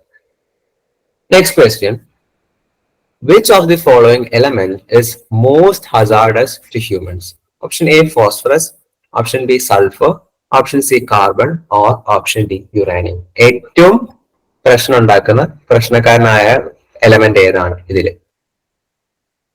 Option D, sir. Uranium. Uranium എന്ന് പറയുന്നത് ഒരു റേഡിയോ ആക്റ്റീവ് ആയിട്ടുള്ള മെറ്റീരിയൽ എലമെന്റ് ആണ്. ഇതാണ് നമ്മൾ ന്യൂക്ലിയർ പവർ പ്ലാന്റ്സിലൊക്കെ നമ്മൾ എനർജി ഉണ്ടാക്കാൻ വേണ്ടി യൂസ് ചെയ്യുന്നത്. അപ്പം യുറേനിയം ഹൈലി റേഡിയോ ആക്റ്റീവ് ആണ്. നമുക്ക് റേഡിയേഷൻ കാരണം മ്യൂട്ടേഷൻ ഒക്കെ ഉണ്ടാവാം. മാത്രമല്ല ഡിസോർഡേഴ്സ്, ലോ ഡോസിൽ ഡിസോർഡേഴ്സും ഹൈ ഡോസിലാണെങ്കിൽ ഫേറ്റാലിറ്റി അല്ലെങ്കിൽ മരണം വരെ സംഭവിക്കാം. Next question, which of the following gases are commonly known as greenhouse gases? ഇതിൽ ഗ്രീൻ ഹൗസ് ഗ്യാസ് ഏതാണ്? Option A, nitrogen. Option B, carbon dioxide. Option C, chlorine. Or option D, oxygen. Option B, carbon dioxide, sir. Option B, carbon dioxide ആണ്. Greenhouse gas എന്ന് പറയുന്നത് നമ്മുടെ അറ്റ്മോസ്ഫിയറിലുള്ള അതായത് radiation ഒക്കെ വലിച്ച് നമ്മൾ absorb ചെയ്ത് ടെമ്പറേച്ചർ കൂട്ടുന്ന ഗ്യാസസിനാണ് നമ്മൾ ഗ്രീൻ ഹൗസ് ഗ്യാസസ് എന്ന് പറയുന്നത്. ഇപ്പം വേറെ ഗ്രീൻ ഹൗസ് ഗ്യാസിന്റെ എക്സാമ്പിൾ ആണ് മീതെയിൻ, നൈട്രസ് ഓക്സൈഡ് ഒക്കെ. വാട്ടർ വേപ്പേഴ്സും ഒരു ഗ്രീൻ ഹൗസ് ഗ്യാസ് ആണ്. Next question, which among the following what does increase? Okay, so what does the increasing level of greenhouse gases lead to? greenhouse gases ന്റെ അളവ് കൂടിയാൽ ഉണ്ടാവുന്ന consequence ആണ്. Greenhouse gases കൂടുന്ന കാരണം ഉണ്ടാവുന്നത് ഏതാണ്? Option A, no change in ecosystem cycles. Option B, proper plant growth. Option C, proper rainfall. Or option D, global warming. Option D, sir.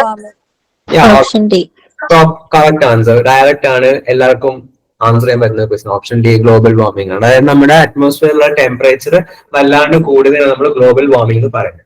Green house gas effect, green house gas ശരിക്കും നമ്മുടെ അറ്റ്മോസ്ഫിയറിന് വളരെ ആവശ്യമായിട്ടുള്ള ഒരു സംഭവമാണ്. എന്നാലും നമ്മുടെ അറ്റ്മോസ്ഫിയറിന്റെ temperature constant ആയിട്ട് നമുക്ക് വാം ടെമ്പറേച്ചർ ആണ് വേണ്ടത്. പക്ഷെ ഗ്രീൻ ഹൗസ് ഗ്യാസസിന്റെ അളവ് കൂടിയാലാണ് ഗ്ലോബൽ വാർമിംഗ് വരുന്നത്. ഇത് കാരണം ക്ലൈമറ്റ് ചേഞ്ചിലോട്ടും പോകും. ഗ്ലോബൽ വാർമിംഗിന്റെ കോൺസിക്വൻസസും അതിന്റെ പ്രശ്നങ്ങൾ ഏതൊക്കെയാണെന്നൊക്കെ അറിയാമെന്ന് വിചാരിക്കുന്നു. Next question. Okay, very easy question. What is a small glass house used for growing plants, especially during winter cold? Greenhouse, lake house, boat house, or tree house? Winter കാലങ്ങളിൽ ചെടികളൊക്കെ വളർത്താൻ വേണ്ടിയിട്ടുള്ള ഒരു സ്മോൾ ഗ്ലാസ് ഹൗസ്, അതിന് എന്താണ് നമ്മൾ പറയുക? Green house ആണ്. ഗ്രീൻ ഹൗസ് എന്ന് പറഞ്ഞാൽ നമ്മുടെ ഗ്രീൻ ഹൗസ് എഫക്റ്റും വന്നത്. ഗ്രീൻ ഹൗസ് ഗ്ലാസിൽ നടക്കുന്ന അതേ സംഭവം തന്നെയാണ് നമ്മുടെ അറ്റ്മോസ്ഫിയറിൽ നടക്കുന്നത്. അതുകൊണ്ടാണ് നമ്മൾ അതിനെ ഗ്രീൻ ഹൗസ് എഫക്റ്റ് എന്നും പറയുന്നത്. Next question. Which one of the following ways can be used to control global warming? Option A, increasing deforestation. Option B, reducing the efficiency of energy usage. Option C, reducing the use of fossil fuel. Or option D, increasing the growth of human population. Global warming കുറയ്ക്കാൻ വേണ്ടിയിട്ട് നമുക്ക് ഏതാണ് follow ചെയ്യാൻ പറ്റുക? Reducing the use of fossil fuel. The correct answer എന്ന് പറയുന്നത് option C ആണ്, reducing the use of fossil fuel. ബാക്കിയുള്ള 3 ഓപ്ഷൻസും ഗ്ലോബൽ വാർമിങ്ങിനെ കൂട്ടേ ഉള്ളൂ. ഡീഫോറസ്റ്റേഷൻ എന്ന് പറയുമ്പോൾ അത് കാരണം വീണ്ടും കാർബൺ ഡയോക്സൈഡ് അളവ് കൂടുകയാണ് ചെയ്യുന്നത്. പിന്നെ എനർജി യൂസേജ് എഫിഷ്യൻസി കുറയ്ക്കുമ്പോൾ വീണ്ടും ഗ്രീൻ ഹൗസ് ഗ്യാസിന്റെ അളവ് കൂടുന്നു. പിന്നെ ഹ്യൂമൻ പോപ്പുലേഷൻ കൂടുമ്പോൾ ആൾക്കാർ വല്ലാണ്ട് കൂടുന്നു, അപ്പൊ അവരൊക്കെ യൂസ് ചെയ്യുന്ന റിസോഴ്സിന്റെ അളവും കൂടുകയാണ്. So the correct answer is option C, reducing the use of fossil fuel. Next question. What is the process of removal of forest cover of an area called? Option A, afforestation. Option B, deforestation. Option C, poaching. Or option D, fragmentation. ഒരു ഏരിയത്തെ forest കവറിന് remove ചെയ്യുന്ന process എന്താണ് നമ്മൾ വിളിക്കുക? Removal of. The correct answer is the correct answer is actually option B, deforestation. Deforestation ആണ് forest കവറിന്റെ റിമൂവലിനെ നമ്മൾ വിളിക്കുന്നത് കേട്ടോ. Afforestation നേരെ ഓപ്പോസിറ്റ് ആണ്. അഫോറസ്റ്റേഷൻ എന്ന് പറഞ്ഞാൽ ചെടികളെ മരങ്ങൾ നടുന്നതിനെയാണ് നമ്മൾ അഫോറസ്റ്റേഷൻ എന്ന് പറയുന്നത്. അതൊരു പോസിറ്റീവ് അപ്രോച്ച് ആണ്. Then poaching and fragmentation. Poaching എന്ന് പറയുമ്പോൾ ഇല്ലീഗൽ ആയിട്ടുള്ള ഹണ്ടിങ്, ക്യാപ്ചറിങ് അല്ലെങ്കിൽ കില്ലിങ്, നമ്മുടെ വൈൽഡ് ലൈഫിനെ, ആനിമൽസ് ആൻഡ് ബേർഡ്സിന്റെ ഒക്കെ ഇല്ലീഗൽ ആയിട്ടുള്ള ഹണ്ടിങ്, ക്യാപ്ചറിങ് ഓർ കില്ലിംഗ് ആണ് നമ്മൾ പോച്ചിങ് എന്ന് പറയുന്നത്.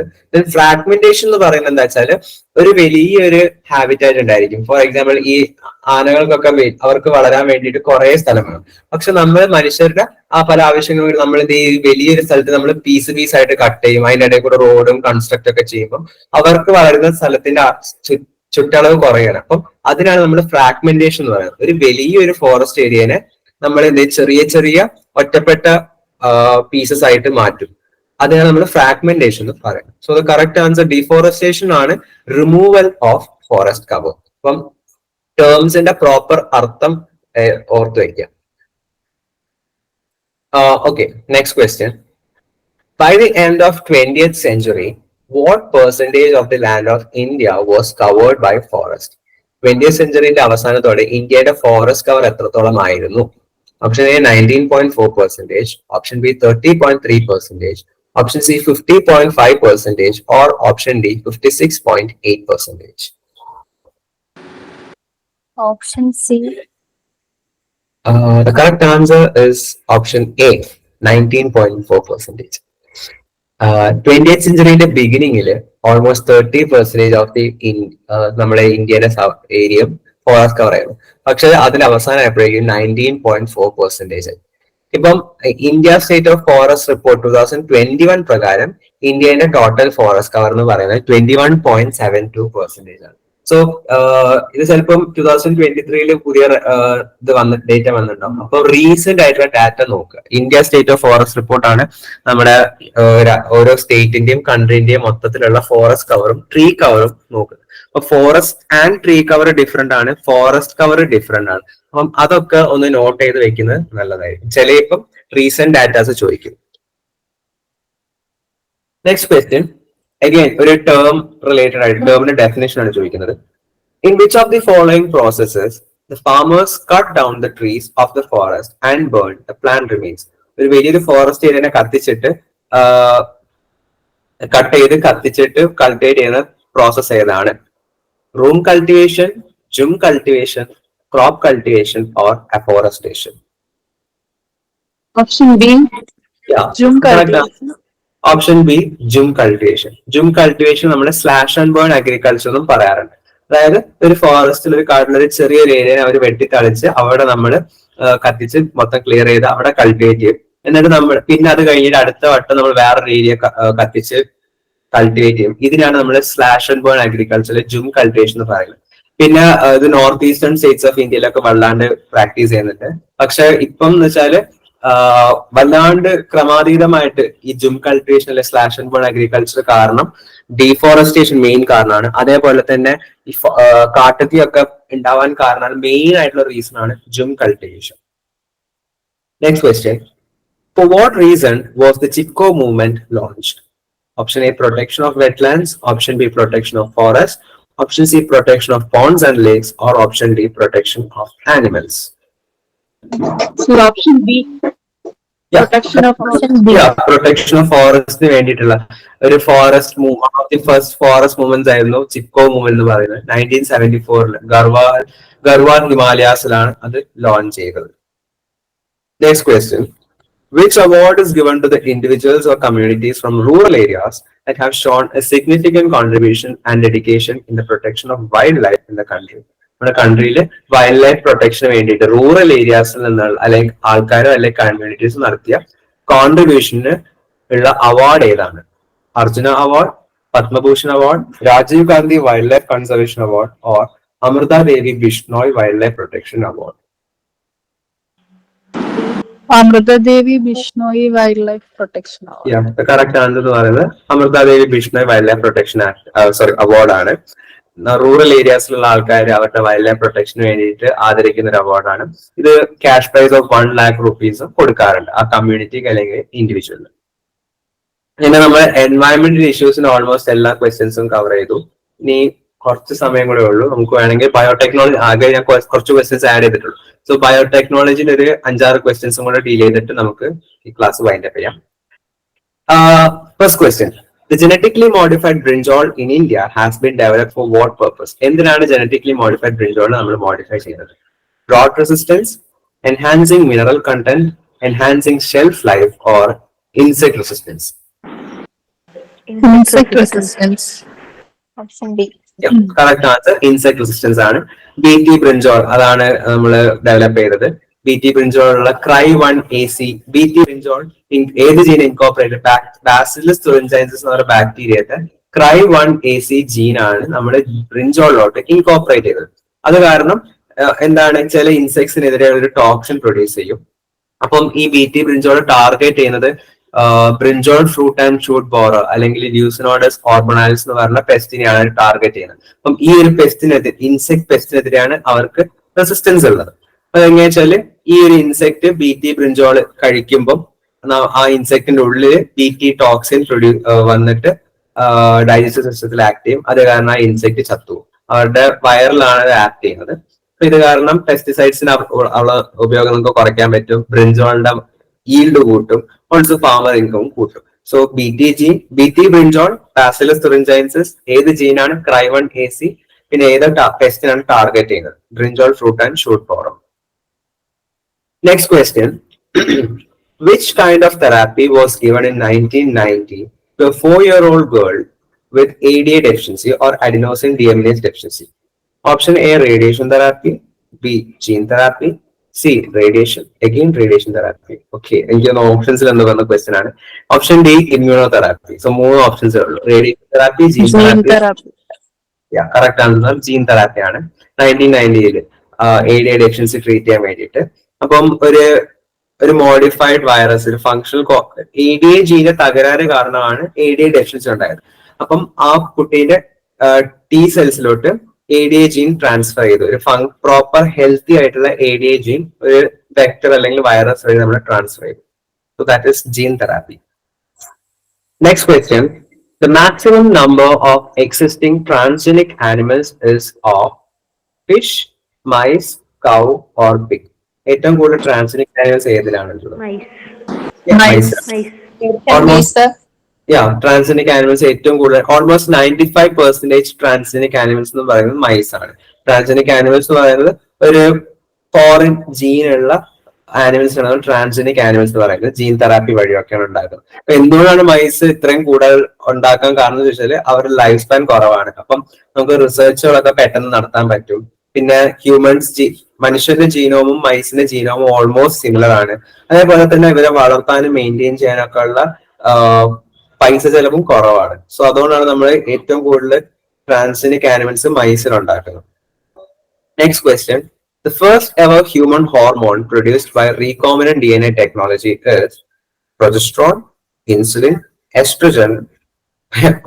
Again progesterone. Okay, എനിക്ക് തന്ന ക്വസ്റ്റ്യൻസിലുള്ള പ്രിന്റിംഗ് മിസ്റ്റേക്ക് ആണ് തോന്നുന്നു, ടൈപ്പിംഗ് മിസ്റ്റേക്ക് ആണ്. അപ്പം ഏറ്റവും ഫസ്റ്റ് ആയിട്ട് റീകോംബിനന്റ് DNA ടെക്നോളജി പ്രൊഡ്യൂസ് ചെയ്ത ഹോർമോൺ ഏതാണ്? Insulin. Yeah, the correct answer is option B, insulin. 1980s RDNA technology വഴി ഹ്യൂമൻ ബാക്ടീരിയ ഇക്കോളൈ ബാക്ടീരിയയിലെ വഴി വെച്ചിട്ടാണ് നമ്മൾ ഹ്യൂമൻ ഇൻസുലിൻ പ്രൊഡ്യൂസ് ചെയ്തത്. അപ്പം ഇത് ഡയബറ്റിക് പേഷ്യൻസിനൊക്കെ വളരെ ഹെൽപ്ഫുൾ ആയിരുന്നു, ബിക്കോസ് അതിന് മുന്നേ ഇൻസുലിൻ ഭയങ്കര കോസ്റ്റ്ലി ആയിരുന്നു. Next question. In BT cotton, the BT toxin present in plant tissues as protoxin is converted into active toxin due to what reason? Option A, acidic pH of the insect gut. Option B, alkaline pH of the insect gut. Option C, presence of conversion factors. Or option D, action of gut microorganisms. BT toxin protoxin ആയിട്ടാണ് ആദ്യം ഉണ്ടാവുക. അത് active toxin ആയിട്ട് convert ചെയ്യാനുള്ള reason എന്താണ് എന്നാണ് ചോദിച്ചിരിക്കുന്നത്. അതെ, കറക്റ്റ് ആൻസർ എന്ന് പറയുന്നത് option B, alkaline P H. Insect ഗട്ടിലുള്ള ആൽക്കലൈൻ പി എച്ച് ആണ്. ഇതും BT കോട്ടണും അതേ ബാസിലസ് തുറൻചൈനസ് ഉള്ള ജീൻ വെച്ചിട്ടാണ് ക്രിസ്റ്റൽ പ്രോട്ടീൻ പ്രൊഡ്യൂസ് ചെയ്യും. അപ്പൊ അതൊരു ഇനാക്റ്റീവ് ആയിട്ടുള്ള പ്രോട്ടീൻ ആയിട്ടാണ് പ്രൊഡ്യൂസ് ചെയ്യുന്നത്. അതിന് ചുറ്റും ഒരു പ്രോട്ടീൻ കോട്ട് ഉണ്ടായിരിക്കും. അപ്പൊ അത് നമ്മുടെ ഇൻസെക്ടിന്റെ ഗട്ടിലെത്തുമ്പോൾ അവരുടെ ഗട്ടിൽ ആൽക്കലൈൻ പി എച്ച് ആണുള്ളത്. അത് കാരണം ആ പ്രോട്ടീൻ കോട്ട് ഡിസോൾവ് ആവും. എന്നിട്ട് എന്ത് ചെയ്യും, അതിനുള്ളിലുള്ള ഈ ജീൻ BT ജീന് ഇൻസെക്ടിന്റെ ശരീരത്തിലോട്ട് പോയി ചെന്ന് അവരെ ഇല്ലാണ്ടാക്കും. Next question. Cry1 endotoxins obtained from Bacillus thuringiensis are effective against which among the following? Nematodes, flies, mosquitoes, bollworms. BT ജീനിൽ നിന്ന് പ്രൊഡ്യൂസ് ചെയ്യുന്ന പ്രോട്ടീൻ ആണ് Cry1 endotoxins. അത് ഏതിനെതിരെയാണ് നമ്മൾ യൂസ് ചെയ്യുന്നത്? Option D. അതെ, correct answer is option D, bollworms. Cry1നുള്ള Cry1 AC, Cry1 AB ഇതൊക്കെ ബോൾവർംസിനെതിരെയാണ് കൂടുതൽ ടാർഗറ്റ് ചെയ്യുന്നത്. അപ്പൊ ഇതൊക്കെ കോട്ടൺ ക്രോപ്സിനൊക്കെ ഡാമേജ് ചെയ്യുന്ന ഒരു ഗ്രൂപ്പാണ് bollworms. Next one. Which of the following is not used as biopesticides? Xanthomonas campestris, Bacillus thuringiensis, Trichoderma harzianum or nuclear polyhedrosis virus. Biopesticide ആയിട്ട് ഉപയോഗിക്കാത്തത് ഏതാണെന്നാണ് ചോദിച്ചിരിക്കുന്നത്. Option D ആണോ സർ? കറക്റ്റ് ആൻസർ എന്ന് പറയുന്നത് ഓപ്ഷൻ എ ആണ്, Xanthomonas campestris. കാരണം ഈ ബാക്കി മൂന്നെണ്ണം നമ്മൾ ബയോപെസ്റ്റിസൈഡ് ആയിട്ട് യൂസ് ചെയ്യും. ന്യൂക്ലിയോ പോളിഹെഡ്രോ വൈറസിന് വേറൊരു പേരുണ്ട്, ബാക്യുലോ വൈറസസ് എന്ന് പറയും. ബാക്യുലോ വൈറസസും നമ്മൾ ബയോപെസ്റ്റിസൈഡ് ആയിട്ട് യൂസ് ചെയ്യുന്നതാണ്. Xanthomonas campestris ആക്ച്വലി ഒരു പെസ്റ്റ് ആണ്. അത് ഈ കടുക് പോലത്തെ ബ്രാസിക്ക ഗ്രൂപ്പിലുള്ള കടുകൊക്കെ വരുന്ന ബ്രാസിക്കാസ് ആണ്. അപ്പൊ അതിലൊക്കെ ബ്ലാക്ക് റോട്ട് എന്ന് പറഞ്ഞ ഡിസീസ് ഉണ്ടാക്കുന്ന ഒരു പെസ്റ്റ് ആണ് Xanthomonas campestris. പിന്നെ ട്രൈക്കോഡെർമ ഒരു ബയോ പെസ്റ്റിസൈഡ് ആണ്. അത് ചില ടൈപ്പ് ഇൻസെക്ട്സിനൊക്കെ കില്ല് ചെയ്യാൻ വേണ്ടിയിട്ട് യൂസ് ചെയ്യുന്ന സംഭവമാണ്. Next one. A transgenic food crop which may help in solving the problem of night blindness in developing countries. Night blindness കുറയ്ക്കാൻ വേണ്ടിയിട്ട് യൂസ് ചെയ്യുന്ന ഒരു ട്രാൻസ്ജനിക് ഫുഡ് ക്രോപ്പ് ഏതാണ്? Option A, golden rice. Option B, Flavr Savr tomatoes. Option B, BT soybean. Or option D, StarLink maize. D ഇല്ല, StarLink maize. Correct answer എന്ന് പറയുന്നത് option A, golden rice. Night blindness എന്ന് പറയുന്നത് vitamin A deficiency കാരണമാണ് night blindness ഉണ്ടാകുന്നത്. ഇപ്പൊ golden റൈസിൽ beta carotene ഉണ്ട്. ബീറ്റാ കാരോട്ടിൻ വൈറ്റമിൻ എന്റെ ഒരു പ്രീകേഴ്സർ ആണ്. അപ്പൊ ബോഡിയിൽ എത്തുമ്പോൾ ബീറ്റാ കാരോട്ടിൻ വൈറ്റമിൻ എ ആയിട്ട് കൺവേർട്ട് ആവും. സോ അത് കാരണം നമുക്ക് വൈറ്റമിൻ എ ഡെഫിഷ്യൻസി കുറയ്ക്കാൻ പറ്റും. ഫ്ലവർ സാവർ ടൊമാറ്റോസ് അവരുടെ തക്കാളിന്റെ ഒക്കെ ഷെൽഫ് ലൈഫ് കൂട്ടാൻ വേണ്ടിയാണ്. പിന്നെ BT സോയാബീൻ ഇൻസെക്ട് പെസ്റ്റിനെതിരെ റെസിസ്റ്റൻസ് കിട്ടാനും. ഓൾസോ സ്റ്റാർലിംഗ് മീസ് ജനറ്റിക്കലി മോഡിഫൈഡ് കോൺ വെറൈറ്റി ആണ്, പക്ഷെ നമ്മൾ യൂസ് ചെയ്തില്ല, ഫുഡിലായതുകൊണ്ട് US അപ്രൂവ് ചെയ്തില്ല. അത് വൈറ്റമിൻ എ ഡെഫിഷ്യൻസി അഡ്രസ് ചെയ്യുന്നില്ല. നെക്സ്റ്റ് ക്വസ്റ്റ്യൻ, ലാസ്റ്റ് ക്വസ്റ്റ്യൻ ആണെന്ന് തോന്നുന്നു. From which organism was the first restriction enzyme isolated? ആദ്യമായിട്ട് റെസ്ട്രിക്ഷൻ എൻസൈം ഐസൊലേറ്റ് ചെയ്തതെന്നാണ് ഇക്കോളൈ അല്ലെങ്കിൽ Escherichia coli, Salmonella typhimurium, Bacillus cereus or option D Haemophilus influenzae. Option B. Monotyphim. Okay, so the correct answer ആദ്യമായിട്ട് restriction enzyme isolate ചെയ്തത് option option D Haemophilus influenzae എന്നതാണ്. ആ Haemophilus ഇൻഫ്ലുവൻസയിൽ നിന്ന് hint 2 എന്ന് പറഞ്ഞ restriction enzyme ആണ് ആദ്യമായിട്ട് നമ്മൾ 1970 ഐസൊലേറ്റ് ചെയ്തത്. Hamilton O Smith, Thomas Kelly and Ken Wilcox ആണ് ഇത് ഐസൊലേറ്റ് ചെയ്തെടുത്തത്. അപ്പം റെസ്ട്രിക്ഷൻ എൻസൈം എന്താ പറയുക, നമ്മുടെ DNA മോളിക്യുലർ സിസേഴ്സ് എന്നാണ് പറയുക. ഒരു ജീനിനെ ഒരു പ്രത്യേക സൈറ്റ് കട്ട് ചെയ്യാൻ വേണ്ടി നമ്മൾ റെസ്ട്രിക്ഷൻ എൻഡോന്യൂക്ലിയസ് യൂസ് ചെയ്യുന്നത്. അപ്പം അത് ഐഡന്റിഫൈ ചെയ്യുന്ന സീക്വൻസ് എന്ന് പറയുന്നത് 5-CAGCTG എന്ന് പറഞ്ഞ സീക്വൻസ് ആണ് അത് ഐഡന്റിഫൈ ചെയ്യുന്നത്. അപ്പം കൂടുതൽ സ്പെസിഫിക് ആയിട്ട് പറയുകയാണെങ്കിൽ ഹീമോഫിലസ് ഇൻഫ്ലുവൻസ RD strain 2 ഈ ഒരു ബാക്ടീരിയ സ്ട്രെയിനിൽ നിന്നാണ് നമ്മൾ ആദ്യമായിട്ടുള്ള റെസ്ട്രിക്ഷൻ എൻസൈം ഐസൊലേറ്റ് ചെയ്ത് എടുത്തത്. സോ ഇത്രയുള്ള എന്തായിരിക്കുള്ള questions. Kerala water authority lab assistant exam 2024 July 13. Competitive എക്സാമുകൾ ക്രാക്ക് ചെയ്യാൻ സിലബസ് കവർ ചെയ്താൽ മാത്രം പോരാ. ഉയർന്ന റാങ്കിലെത്താൻ ടൈം മാനേജ്മെന്റോട് കൂടിയ മോക്ക് ടെസ്റ്റുകളും പ്രാക്ടീസ് ചെയ്യേണ്ടതുണ്ട്. ടെക് PSC അതിനായി നിങ്ങൾക്കൊരു സുവർണാവസരം ഒരുക്കുന്നു. വിജയ ചരിത്രം ആവർത്തിക്കുവാൻ ടെക് PSCയുടെ സ്മാർട്ട് മോക്ക് ടെസ്റ്റ് പ്രോഗ്രാം ഇപ്പോൾ നിങ്ങൾക്കും ആക്സസ് ചെയ്യാം. ടെക് PSCയുടെ അതിവിദഗ്ധരായ ഫാക്കൽറ്റി ടീം തയ്യാറാക്കിയ ഈ മോക്ക് ടെസ്റ്റ് സീരീസിൽ 5000-ലധികം ഈ എക്സ്പ്ലനേഷനോട് കൂടിയ topic wise multiple choice questions, 20ഓളം ഫീഡ്ബാക്കോട് കൂടിയ മോഡൽ എക്സാമുകൾ എന്നിവ നിങ്ങൾക്ക് ലഭിക്കും. അതും വെറും 299 രൂപയ്ക്ക്. ഇന്ന് തന്നെ ജോയിൻ ചെയ്യൂ. കൂടുതൽ വിവരങ്ങൾക്ക് സ്ക്രീനിൽ കാണുന്ന നമ്പറിൽ നിങ്ങൾക്കും ഞങ്ങളെ ബന്ധപ്പെടാവുന്നതാണ്.